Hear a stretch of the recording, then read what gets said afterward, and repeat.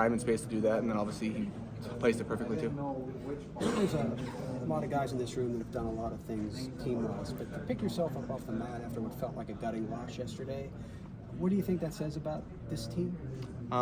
That we're doing whatever we can to try and make it to the playoffs. We know that it's tough here, that there's teams on our heels. We're trying to chase teams. Every point matters, every game matters, and I think we're just trying to do everything we can here. Before the game, Mike had talked about everything with Chris today being maybe a rallying point for you guys today, and maybe sometimes that sounds like rah, let's go get him. But was there any tangible benefit or effect with that today? I think anytime you see a guy who means that much to this team and to this organization hit such an incredible milestone, I think that gives everybody a bit of a lift to make this even more of a special night for him.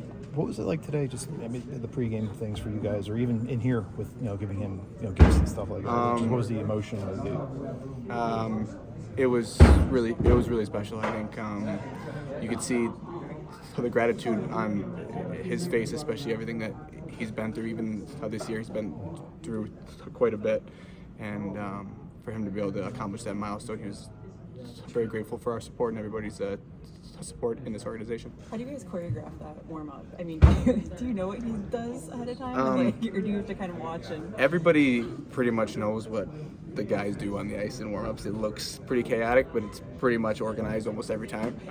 So we were all pretty familiar with it, and it was well known ahead of time that we were going to do that. Ron, I was unaware it was your 500th game until they announced it. Was there any emotion there for you? Yeah. 500 games is a lot of games. Obviously, it's not 1,000, but it's quite a few games in this league, and it's something that if you would have told me I would have made it 500 when I had my first NHL game, I'm not sure I would have believed you, but it's something that's really special to me. Brian, you guys are now 1 point ahead of Florida, 1 point behind the Islanders. Inside the room, do you feel the wild swings kind of going on in the standings? It seems like every night there's crazy things happen. One team's gaining ground, one team's losing ground. It's just one of those things that it's just a race to the finish line, and whoever ends up top then is going to get in the playoffs. Thanks, Rusty. Thanks, Brian. Yep.